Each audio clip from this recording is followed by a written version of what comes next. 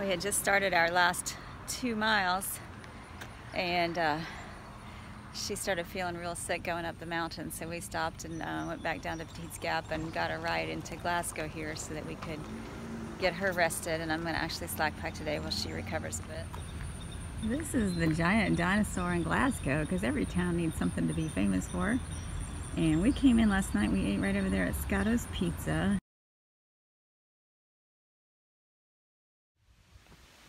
Little Feet just dropped me off at the Petite's Gap trailhead. She is still feeling the after effects of dehydration, which really can kick your butt and make you feel pretty poorly for a few days. So she is going to rest today, get a lot of fluids, get some good food in her, and hopefully be up to hiking a bit tomorrow. And I am going to go ahead and do the 10 miles from Petite's Gap to the James River Footbridge. And I have just my town pack with my lunch and my water and the things I need for the day. So it shouldn't take me too long to do the 10 miles, I hope, if I'm feeling good. And thankfully, you can see it's not as hot and sunny as it has been. And I've got this big climb that we got halfway up yesterday before we had to turn around and go back when she was really getting sick.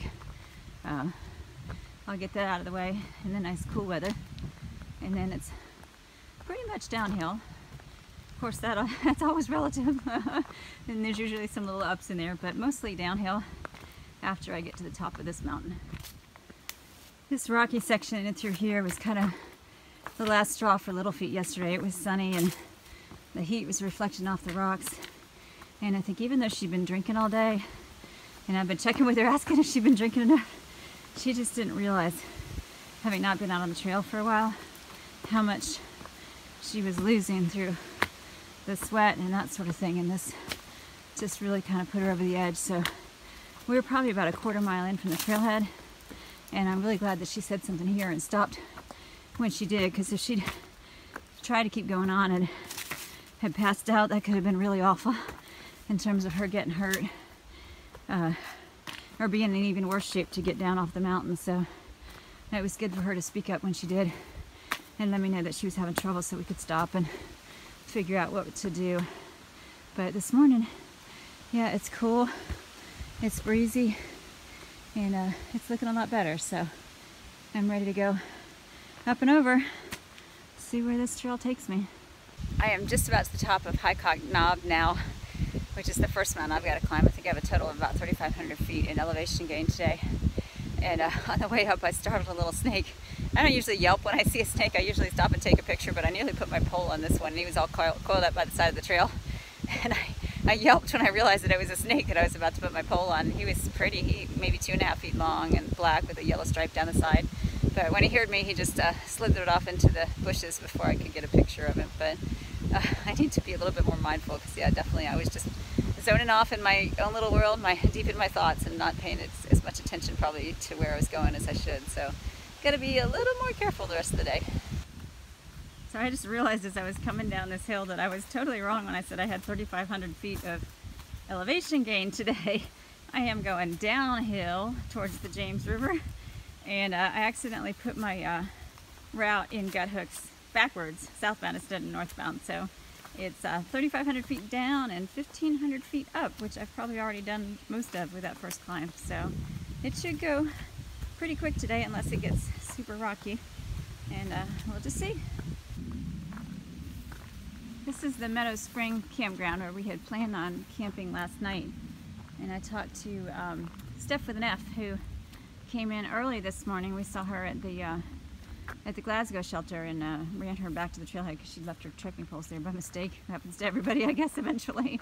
Anyways, she stayed here last night and said it was pretty good. And I'm going to stop for a quick break and just to get a little bit more water, and then I'll be on my way again.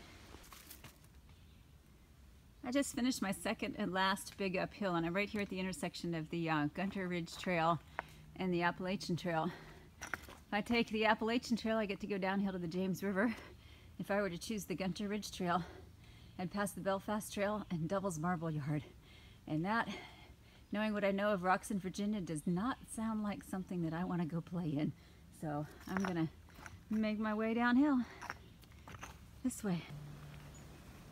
I haven't found a really good viewpoint yet, but down there is the James River, and that's where I'm heading. It's beautiful. It's big too, and it's hard to believe I'm going to cross that on a footbridge, but I am.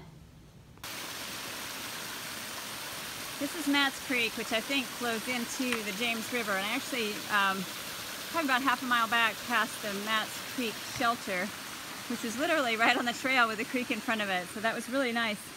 I didn't stop because I'm only about 2 miles, back then was about 2 miles from my destination for the day, so I wanted to keep on going, but this has been a really pretty hike. I've very much enjoyed hiking through the woods and around the edge of the mountains and being able to look down on the river and across at the mountains, so it's been a good day so far.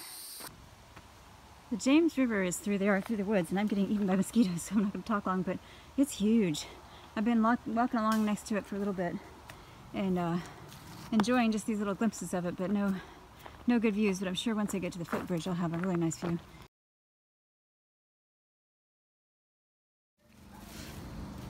These are some pretty impressive rocks. They go way up. Look at that.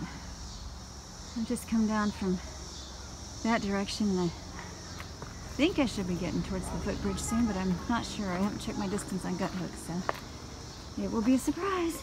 Well, I was right. I was close.